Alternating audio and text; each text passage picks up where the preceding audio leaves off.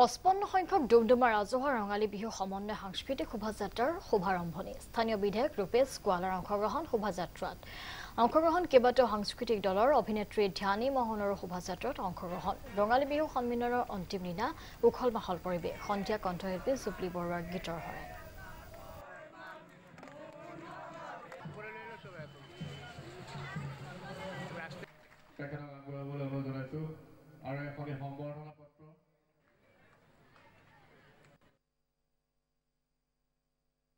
ডুমডুমা ৰাজহুৱা ৰঙালী বিহু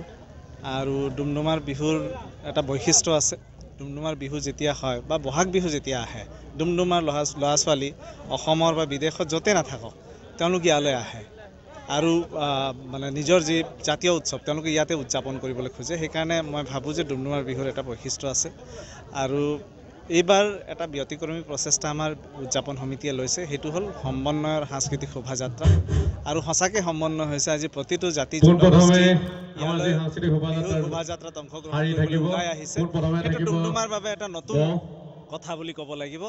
আৰু মই ভাবোঁ যে এয়াই আৰম্ভণি হওক সকলো জাতি জনগোষ্ঠীৰ মাজত মিলা প্ৰীতিৰ এনাজৰীডাল আৰু মজবুত সকলোৱে যাতে আমি একেলগত মিলি বসবাস কৰিব পাৰোঁ নিজৰ ডুমডুমাখনক আগবঢ়াই লৈ যাবৰ কাৰণে কাম কৰিব পাৰোঁ তাৰে মই কামনা কৰিছোঁ। হয় 55 সংখ্যক ডুমডুমা ৰাজহুৱা ৰঙালী বিহুৰ আজি দ্বিতীয়টো দিন আজি আমাৰ সমন্বয় সাংস্কৃতিক শোভাযাত্ৰা বাহিৰ কৰিছে ইতিমধ্যে আপোনালোকে দেখিছে বিভিন্ন জাতি ধৰ্ম বৰ্ণ নিৰ্বিশেষে ভাষা ভাষী লোক আহি সমন্বয় শোভাযাত্ৰাত অংশগ্ৰহণ কৰিছে আৰু ইয়াৰ পৰৱৰ্তী সময়ত আমাৰ মুকলি সভা হ'ব মুকলি সভাত আমাৰ